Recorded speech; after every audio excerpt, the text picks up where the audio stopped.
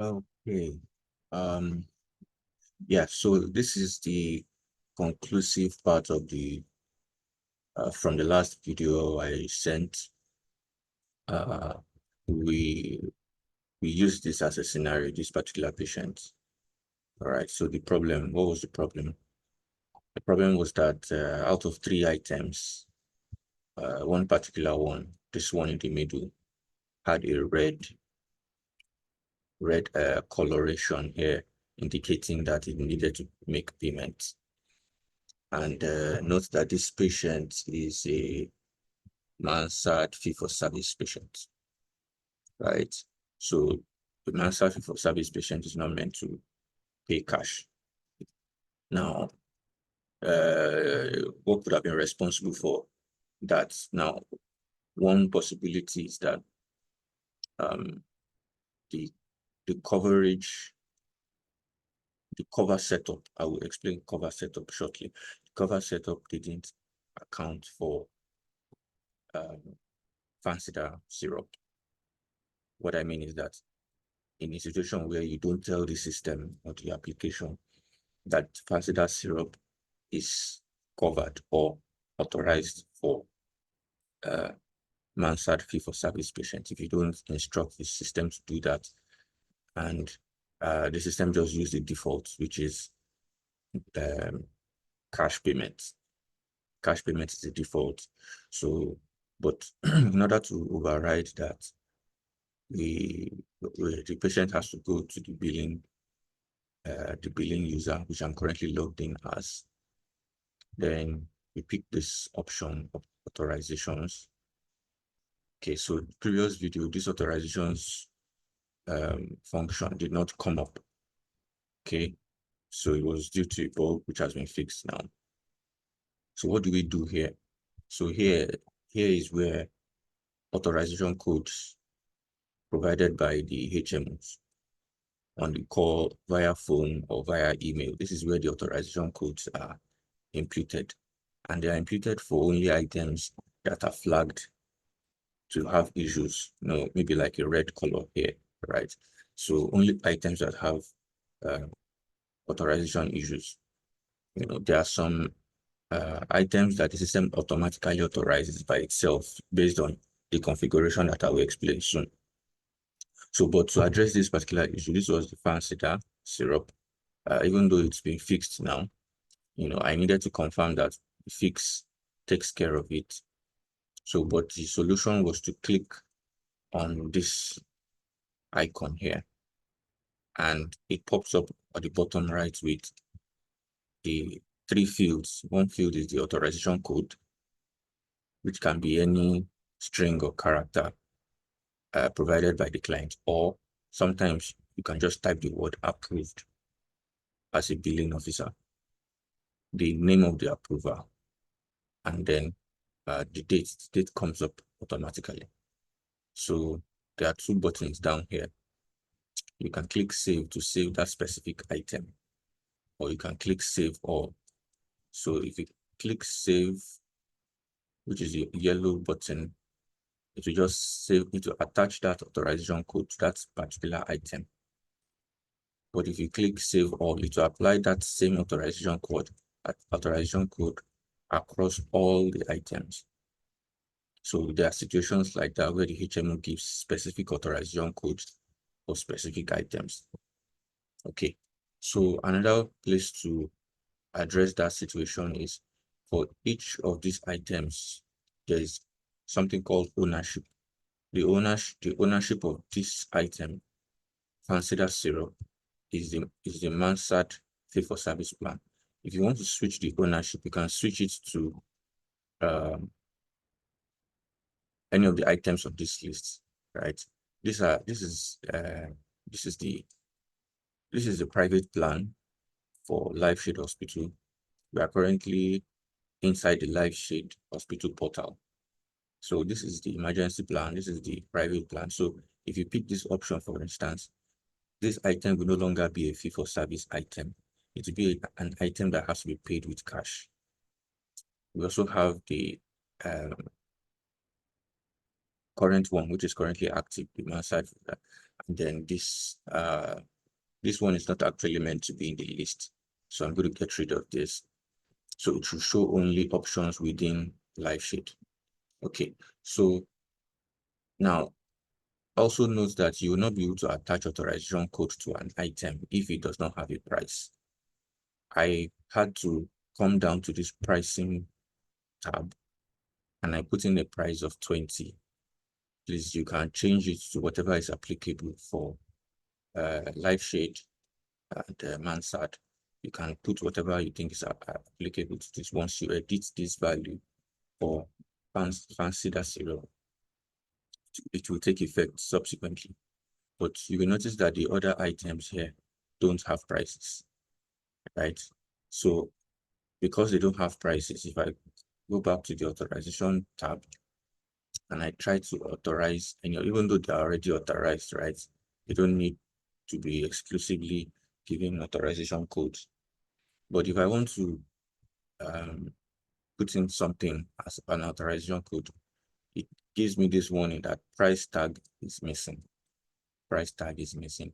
So it's important that every time the billing officer has the opportunity to affix prices for items when the profile of a patient is on their screen, they should just take the time to put in the prices. Now, this is done bit by bit. The more appropriate way of putting in prices is to upload it as a bulk transaction, like a bulk Excel, right? So using the Excel template for the tariff upload, all of these prices will already come pre-filled when you are opening each of the patient's case file, which is the recommended approach. Okay, so so what else? So that's what I wanted to show here, that it's important that if there's a need to give authorization for an item, usually that item will not be in black here, it will be in red if it's an investigation or medication, and it shows this item requires authorization, or this item is requires cash payment, and the patient is not a private patient, then your go-to place is this authorization tab. Make sure that the correct plan and program is selected here. The plan here is Mansard fee for service. The program is fee for service. Make sure that that's what is selected. As soon as you can confirm that, then you click on this button here to send in the authorization code. All right, so let's talk about covers. Let's talk about covers. All right, so I'm getting a warning here. So let's get to covers. So I'm going to click on home here, and I'm currently logging as billing officer, right?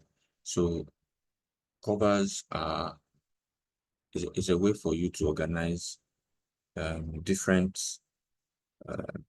folders and different plans, or how will I describe them? Okay, let me just go ahead. Okay, if you see what I have here, these are just the names of the covers. Names of the covers. Covers can change from time to time, depending on the agreements you as a provider has with the HMO. You can have a roundtable discussion and agree that the item A is covered, item B is not covered, item C should require authorization, and all that and all that. So all of that agreement must have a name. So one good way of naming it is you name it with the name of the HMO, and then you attach a date, just put a date today, because it's possible that that discussion happened like 5 years ago with, say, for instance, Hallmark HMO, right? And this is 2025. You want to have another discussion. Rather than updating the previous cover, you should create another cover. Just click on add new here. You create another cover, right? You put in the cover title, right? You add another cover with the name of the HMO and with the date attached to the naming. and then we then take it the next step. So what you are is just imagine you are creating a folder. That's what this is like. We create a folder, and all the things you agreed with the client is kept in that folder. So if there's any reason for you to go and review the very first agreement you had with the client in details at the level of each of your drugs, each of your lab items, if you want to go back to review what you agreed on, then there will be no problem, right? So that's the advantage of creating a new cover when there's a new agreement with the HMO. So let's take a better look at what I'm talking about. So all of these here are covers, and there are 23 covers in all for this LifeShield Hospital. All right, so we have capitated cover, we have fee for service. So I'm going to walk you through the fee for service cover so that we can understand this concept. Okay, so the fee for service cover is right here.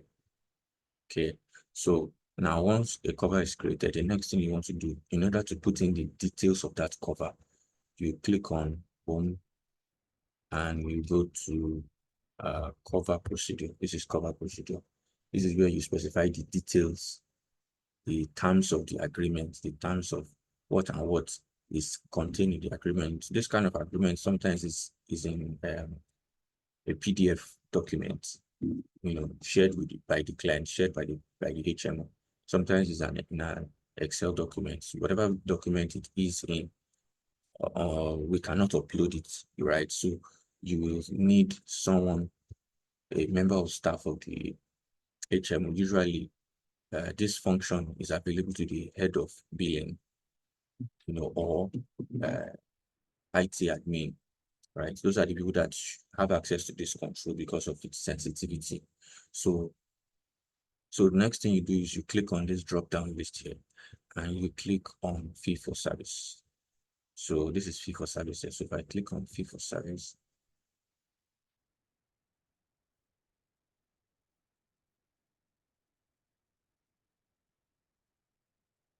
okay. So so notice that previously, before we can come here to click on fee for service, these are covers that have been created before you can come here. If you don't create the fee for service cover, you will not find it in this list. Do you get me?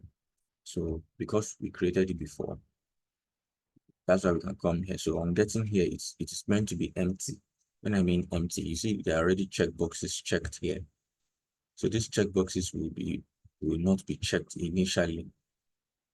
And then in order for you to specify what is covered and what is not covered, what is authorized and what is not authorized, you'll be using these checkboxes. So let me get into it proper. So this is the name of the item. It can be a drug, it can be a laboratory test or a surgery or whatever. This here describes the kind of service it is, this column. Each next column here indicates that the item is covered. So this word capitated ideally should be named covered, right? So if you check an item here,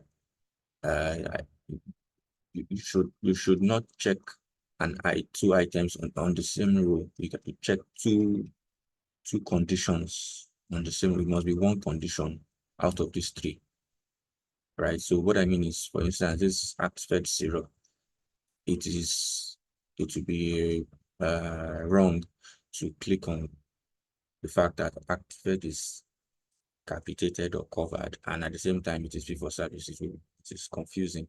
So you should pick only one, right? So in this case, Actifed is a fee for service item. What this means is that when a patient, let's say Mansard, if you attach this cover called fee for service to a Mansard patient, when that patient incurs the service of Actifed syrup, the system will authorize that item. Do you understand? It will make sure that that item is taken care of, like authorized, right? So now what this means is that it requires authorization. Okay, so if you uncheck this button here and you check it here, what this means is that that item does not need authorization.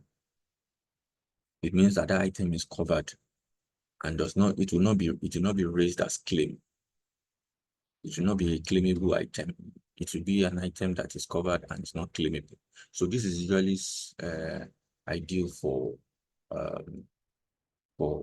NHIS patients, right?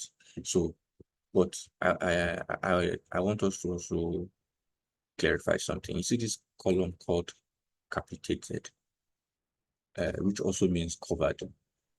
If you are dealing with a fee-for-service patient and you click this checkbox here, it will make sure that that item is passed, like cleared. It means that the item can go through without needing to call the HMO. Okay, so now once you pick it on this side, the system also recognizes that those items need authorization, and authorization is assigned at the appropriate place. So you can see we have quite a lot of them here. So if you don't check any one of them, let's look for, so all of these items, they require authorization, and because it's a fee-for-service patient, those items get authorized. Now look at this item that it is neither covered nor fee-for-service, and it's not forbidden. I'm coming to forbidden. This kind of item will be flagged as red. To be flagged as red. So once you go to the authorization tab,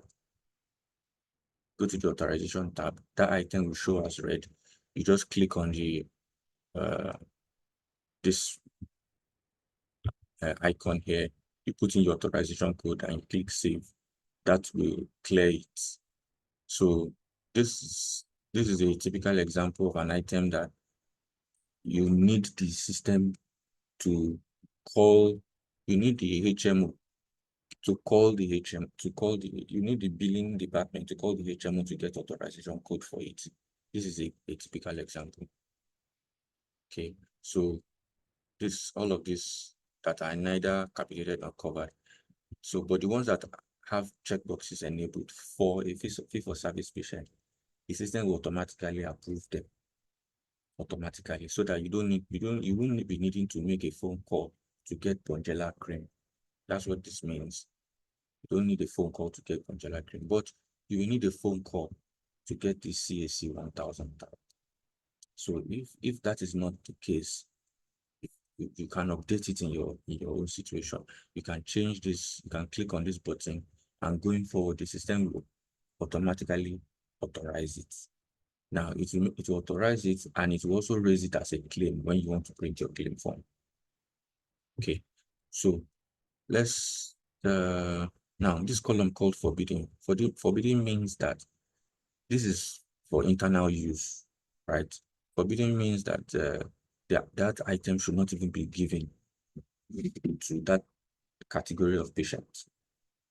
So, for instance, if there's a particular branded drug that you usually give to retainership patients, right? Or you give to private patients, and then an NHIS patient, visits your facility, and they are paying a very substantial, a very small amount of money for the care that they are receiving, and according to the management policy or way of economizing, you decide that giving that amount of drug or that grade of drug to an NHIS patient is not right.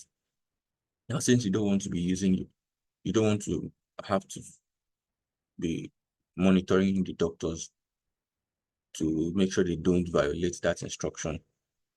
If you come here and you indicate that it is forbidden, once the doctor picks that item for an NHIS patient, the system will prevent him from prescribing the drug. So it's just a control, right? It's just a control measure. If you don't need it, you can leave it blank. Okay, so that's about the most important parts of let's look at another example. Let me see. So these are what do you call them, infusions. See, this is capitated, meaning that this one should just go through. It does not need authorization. It's covered. Okay. So this, let me just look for some examples.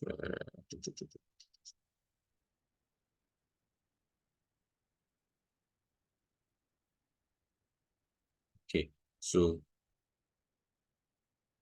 this item here also is capitated or covered. It does not need authorization, right? Why this 3, 1, 2, and 3 here, they are not covered. They require authorization, and the system will automatically authorize. So why all these that are not checked here, they are neither covered nor fit for service. So the system will raise them as exception, meaning that before they can change from red to black, you will need to make a phone call, get the authorization code, whether via mail or phone call, and then go to the authorization tab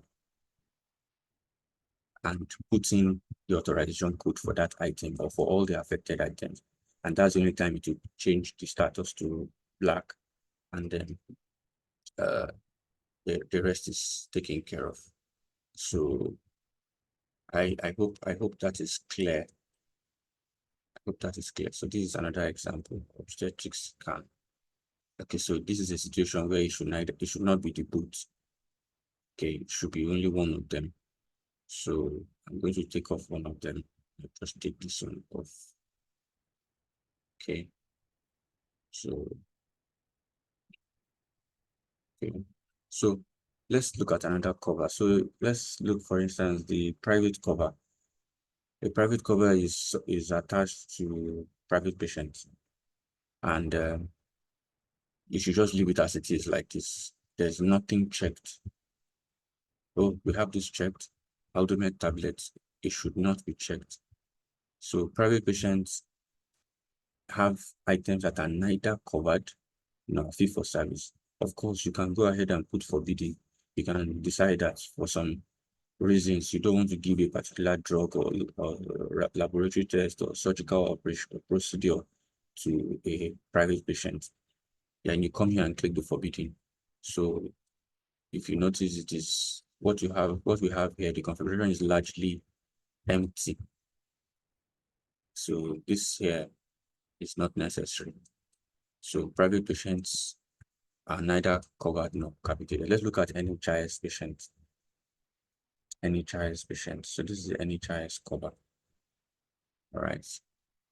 Now you will notice that for the NHIS cover, most of their configurations are under this column.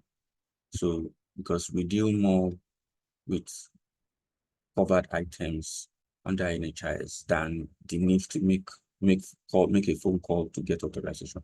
So what does this line mean? This antenatal means that you have to make a call, right? This here, this column, this deferred Axvet tab, Afravite, Alaxin, syrup, Alaxin. This one means that you don't need to make any call. In fact, and these items will not even be raised as claim, right? Because NHIS in the first place, we don't raise claims for NHIS patients. So the system will automatically let these issues go through. Now, for these ones that are neither capitated nor fit for service, they will be flagged as red. And then you need the help of a billing officer to manually go there and put in an authorization. So the authorization may not necessarily come from the HMO. You can just put a word that I approve. Uh, uh, you know, you just put the word approved and put your name stuff, and then it goes through. So this here, all of these items, if an NHIS patient comes to the hospital and receives any of this care, it will not be flagged as red. It will not come as an exception. The system will allow it to go without any issues. No need to visit the billing office or the intervention of a billing officer. So, but in this case, this is a forbidden item here, Aldomet tablet. So the doctor attempts to give this drug to an NHIS patient, the system will prevent it. That's what this does. Okay.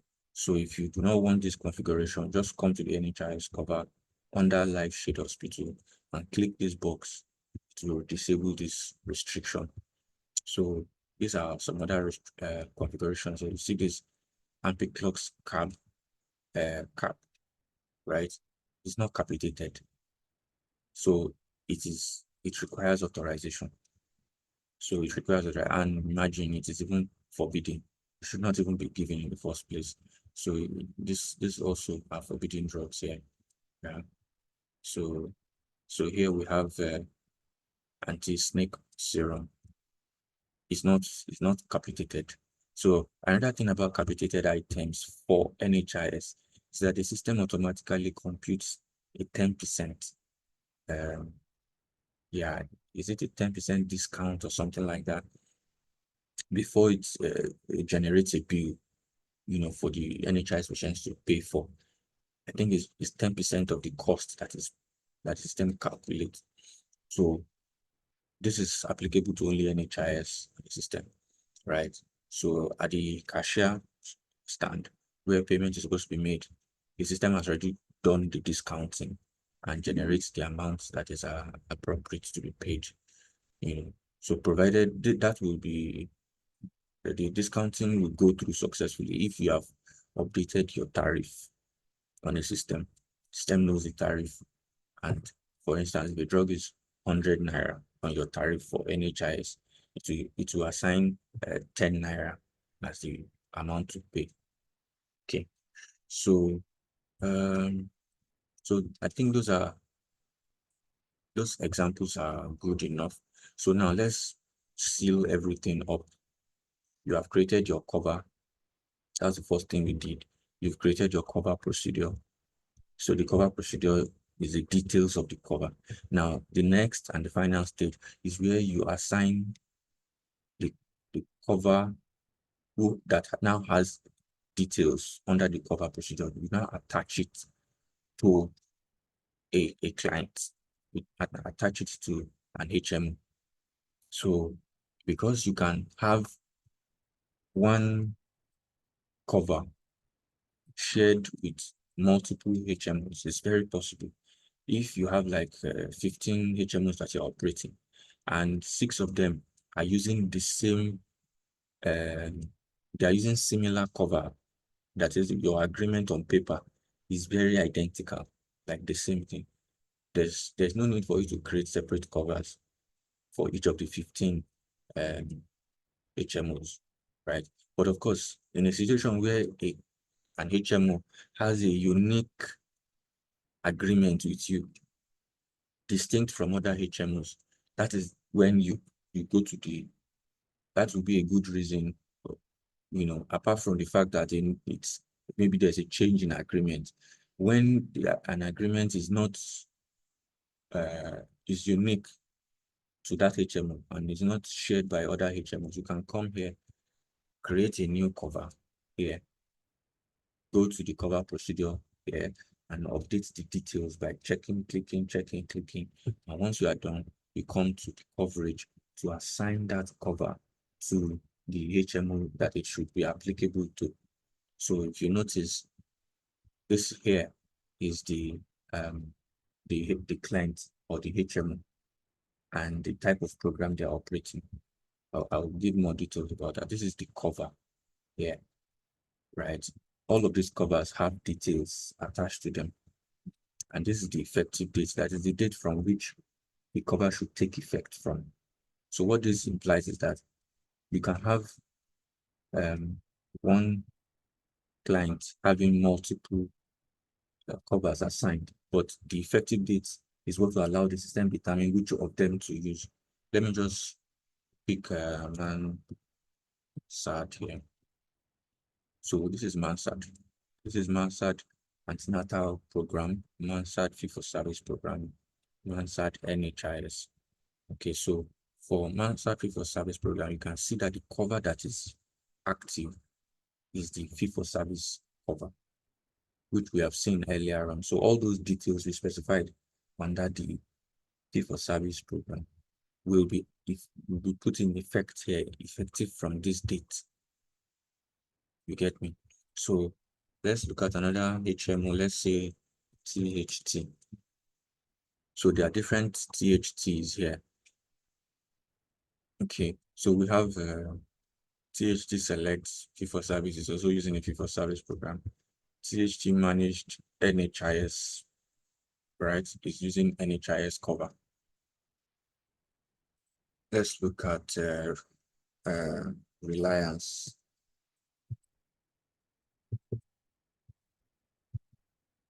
This is Reliance. You can see it's using the fee-for-service cover, and that's because all of these HMOs have similar characteristics in terms of what needs authorization and what does not need authorization. But look at this. Let's look at health care. I think it's Healthcare International. Yes, Healthcare International. So if you notice here, Healthcare International, the capitation program, they have Healthcare International is operating capitation according to this configuration. It's also operating antenatal care. It's also operating fee-for-service. It's also operating NHIS, right? So Healthcare International operating all these 4 programs. I'm specific about this one now. See, this one has a unique cover, and that's because the agreement of the NHIS cover with the provider was different from the general or the generic NHIS cover. This is the generic NHIS cover, right? So let me say that again. Now, Healthcare International capitation program, not NHIS program, capitation program was unique for Healthcare International. And as such, we had to create a unique cover for it and then specify all the details under this cover. Ideally, most of the HMOs have a similar pattern for what is covered and what is not covered for capitation program. So let's look at capitation. So I deliberately filtered for all the HMOs that are operating capitation. You see THT Managed, the name of their cover is capitated. THT JPN is running a capitation program. Their cover is called capitated. You see all of this capitated all the way. But Healthcare International, which is also doing capitation, has a unique cover because what is contained or the details or the breakdown of this cover is different from the others. That's why we have to separate it. So now, how the system reacts here when the doctor or whoever is putting in different entries and punching in different values, how the system classifies an item as whether it is covered, not covered, requires authorization, requires cash payment, is all dependent on all that you have set up using those 3 modules of cover, procedure, and coverage. So I hope that is clear. So IT admin has access to these menus. HOD billing, the HOD billing user also has access to this menu. The billing staff, the regular billing staff will not have access to these options. So another thing I should mention here very quickly is under this client program. This is where you lift suspension or apply suspensions to HMOs that have defaulted in their payments, right? Sometimes you give them a grace period of 1 month, 2 months to pay up whatever they are owing, and if they have not done so and management of the hospital decides that they have gone beyond their grace period, you can just come here. Let's say, for instance, Redcare, let's say the fee-for-service program. Now, or let's say the capitation program, let's say Red Care capitation program has debt they have not paid up. You can come here and say, just click this button and just say deny service. Is already denied service on this screen, right? So just make sure you pick deny service. If you feel that they have fulfilled their obligation, they have done the needful, right? You just come back and say allow service. So those two things are very important. So let me look for another example. Let's say, so Reliance. That notice these things are duplicated. It's not meant to be duplicated. I'm going to fix this to be one item at a time. So this is Reliance HMO for their fee for service program.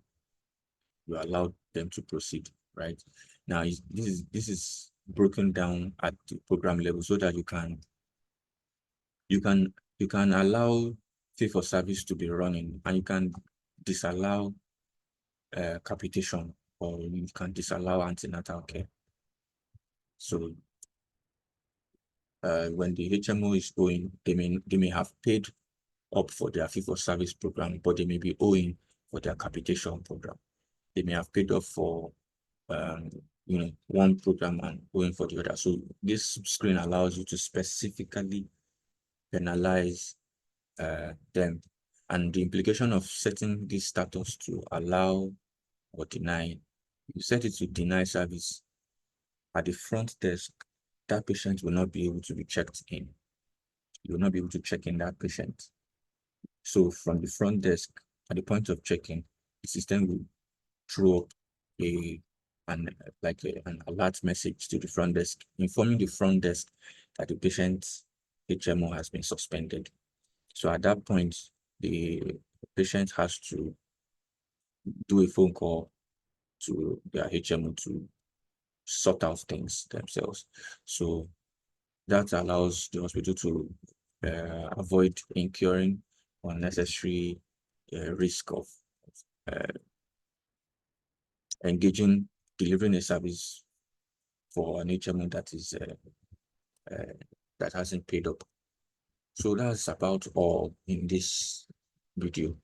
I hope it has been informative. Thank you for your audience. That'll be all for now. Bye.